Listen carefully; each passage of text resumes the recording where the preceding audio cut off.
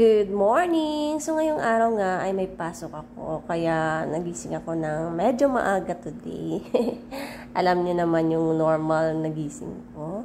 So syempre pagising ko, kailangan ko magpainit ng tubig kasi gusto ko magtimpla ng kape bago ako maggaya. At syempre gumayak na rin ako agad kasi nagtatagal kasi ako sa pagkakape ko. Mas ine-enjoy ko talaga yung kape ko bago ako umalis. At sa pag-aayos, mabilis lang naman kasi kilay at konting lipstick lang naman nilalagay ko sa pagmumukha ko. At okay na ako dun. At syempre, hindi pwedeng hindi tayo magpabango. At ang pabango na to ay galing pala to sa aking admirer. Joke. At dahil nga tapos na din ako magkape, ay syempre, aalis na tayo. At ganito palang outfit ko for today.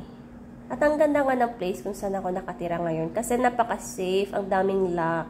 So, hindi pwedeng di mo siya i-lock pag lumabas ka. Kaya, napaka-safe. Ayan. At, buti nga, dala-dala ko din yung payong ko kasi paglabas ko umuulan na agad. So, naglalakad lang pala ako papuntang school kasi malapit lang naman siya. 8 minutes walk lang po siya galing dun sa bahay. So, ini-enjoy ko na lang yung lakad since hindi naman ako lumalabas everyday.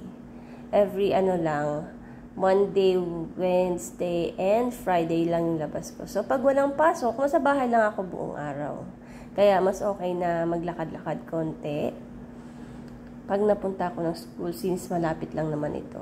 Ang ganda nga magstay dito. Halos lahat nandito na sa loob. Mga school, groceries, banks. So, maganda magstay dito at safe. At ito pala yung training center na pinapasukan ko. So, andito na ako. Good morning!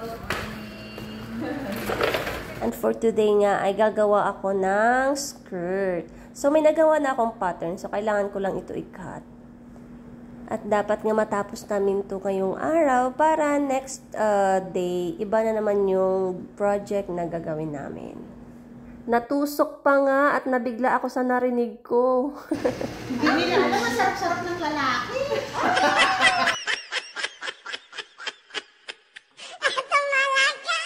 At pagkatapos nga nito ay tatahiin ko na din siya.